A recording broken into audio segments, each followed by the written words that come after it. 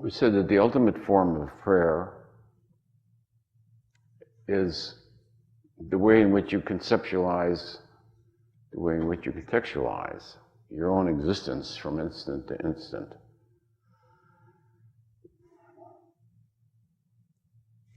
Meditation and prayer is more like a mudra than a recitation. It's more like a posture in which you pose your existence in the context of divinity.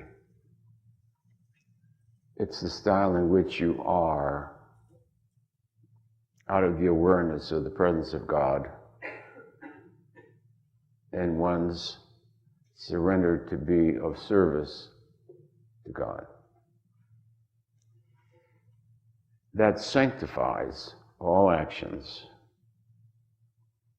It is by your dedication of yourself to that intention that you sanctify all your actions.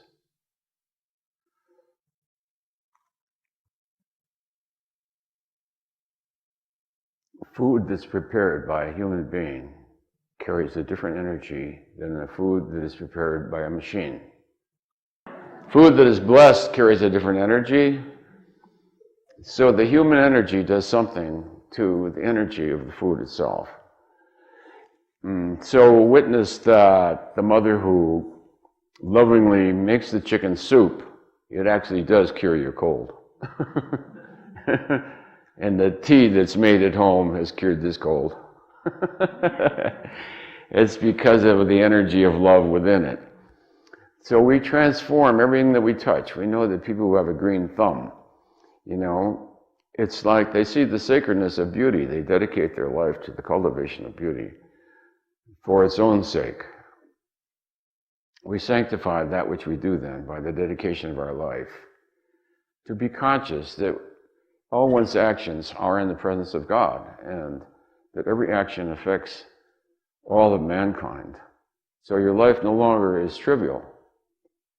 Your life is no longer trivial. The fact that you're out on a river fishing, as you look over and you appreciate the beauty of that river and the surroundings, your appreciation of that beauty is radiating out and lifting all of mankind. So even as you sit in the rowboat, thinking that you're doing nothing, your acknowledgement of the beauty of creation itself is an act of sanctifying all of life and affirming its value and increasing its value. And that's how the consciousness level of mankind evolves, is because those who are more conscious tend to lift all of mankind. We said that the top of the levels of consciousness are numerically small, but their power outweighs all the rest of the population. One person who dedicates himself to life and sees the sacredness of all of life, and thereby sanctifies all of life as they go about the day, is lifting the consciousness of thousands of other people. Somewhere in Biafra, some little kid is laying there, slowly dying of starvation and AIDS. And out of his hopelessness and grief and apathy, suddenly there's a little spark of hope. And death is okay. Where did that come from? It came from the fisherman sitting there appreciating the beauty.